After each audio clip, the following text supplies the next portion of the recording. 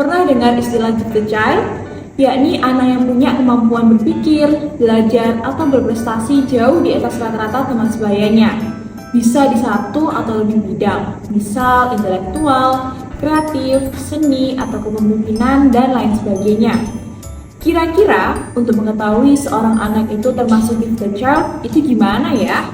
Dan siapa yang dapat menentukannya? Lalu, pernahkah kalian menyaksikan seorang anak yang sangat aktif, sulit fokus di kelas, banyak bergerak, dan suka menyelam pembicaraan?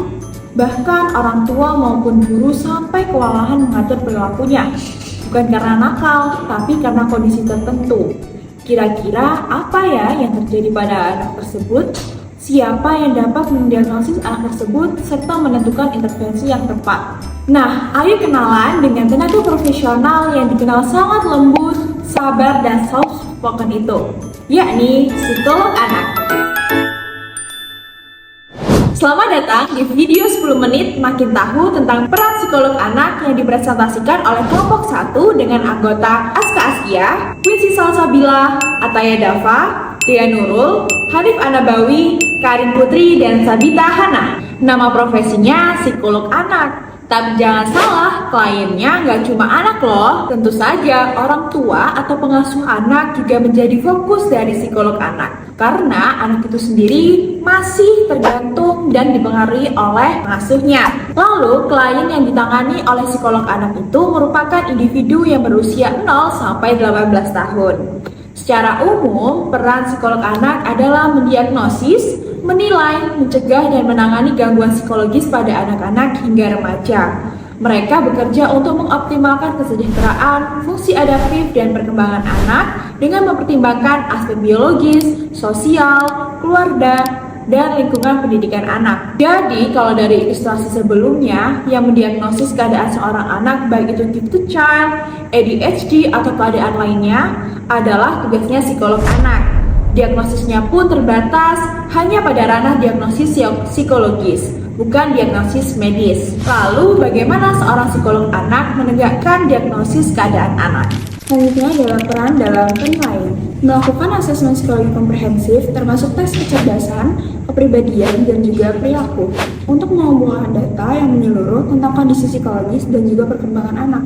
Peran selanjutnya adalah menginterpretasi hasil tes untuk memahami gangguan seperti ADHD, autisme, gangguan kecemasan, depresi, hingga trauma yang dialami oleh anak. Melalui proses interpretasi ini, psikolog tidak hanya menyusun gambaran kondisi psikologis anak secara rinci, tetapi juga menyiapkan rekomendasi terapeutik yang tepat dan juga terarah. Dengan demikian, hasil asesmen menjadi fondasi yang penting untuk mendukung intervensi terapeutik. Yang terakhir adalah memastikan asesmen dilakukan dengan etika dan juga tingkat perkembangan anak yang sesuai. Oke, buat yang selanjutnya ada peran dalam diagnosis dan juga intervensi.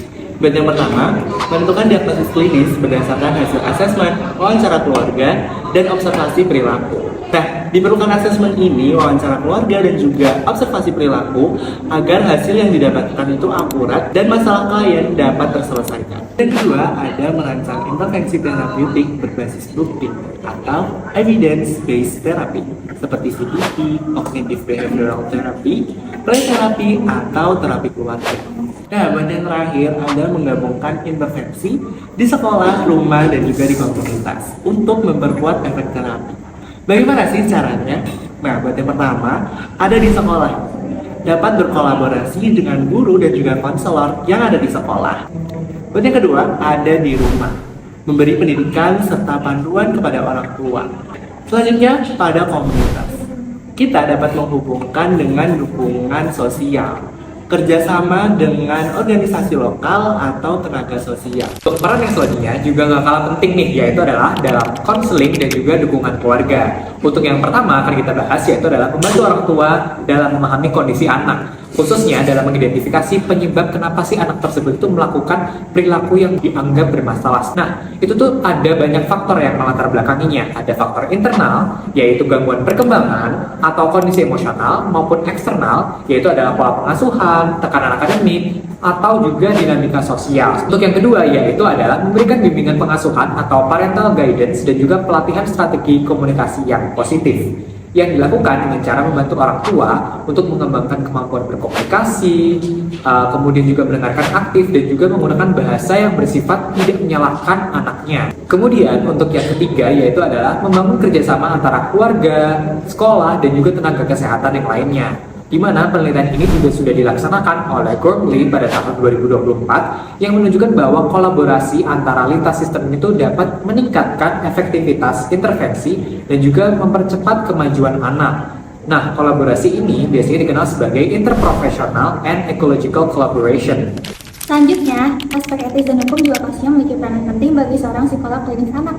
Hal ini dibagi menjadi beberapa prinsip yang merujuk pada the APA Ethical Principles and Code of Conduct, yakni yang pertama adalah beneficence dan non-maleficence. Yang mudahnya adalah psikolog klinis anak harus melakukan kebaikan dan tidak membahayakan. Yang kedua adalah autonomi, yaitu psikolog klinis anak harus menghormati suara anak dalam mengambil keputusan.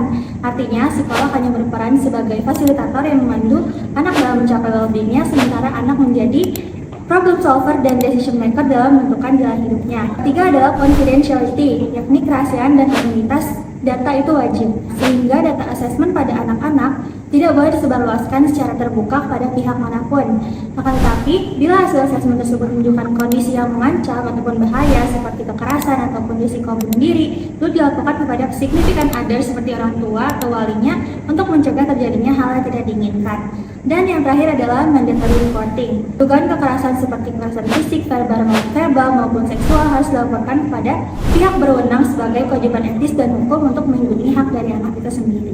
Dalam ranah sosial dan hukum, psikolog anak memiliki tanggung jawab besar dalam melindungi dan memastikan kesejahteraan anak. Psikolog anak sering berperan sebagai ahli forensik atau evaluator dalam kasus hak asuh anak, memberikan penilaian objektif mengenai kondisi psikologis, dampak trauma, serta hubungan anak dengan orang tuanya. Dalam Undang-Undang Republik Indonesia Nomor 11 Tahun 2012 tentang Sistem Peradilan Pidana Anak, psikolog anak juga berperan memberikan pertimbangan psikologis bagi hakim agar setiap keputusan didasarkan pada the best interest of the child. Selain itu, psikolog anak juga dapat menjadi advokat kesejahteraan anak, terutama di lingkungan pendidikan dan kebijakan publik. Mereka membantu membangun sistem yang lebih ramah anak.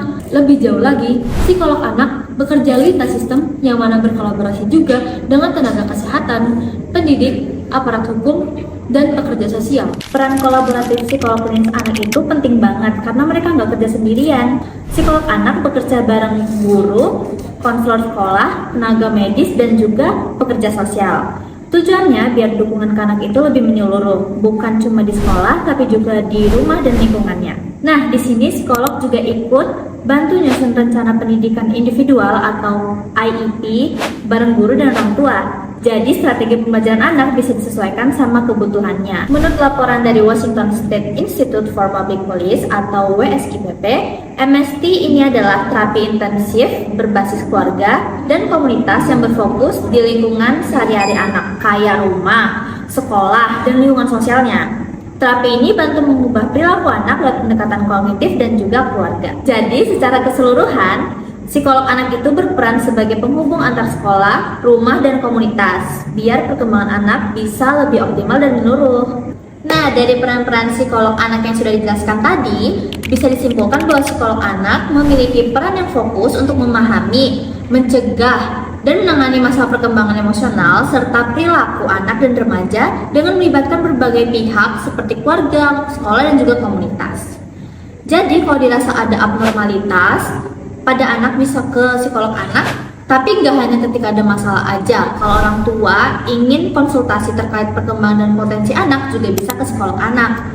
Peran-peran psikolog ini juga didasarkan oleh metode dan prinsip ilmiah yang profesional serta mematuhi kode etik yang berlaku. Gimana nih teman-teman? Udah makin paham kan tentang psikolog anak? Dari sini aja ya pembahasan kita kali ini. Semoga lihat video 10 menit makin tahu tentang psikolog anak ini, kalian jadi makin menambah wawasan terkait psikolog anak. Sampai jumpa.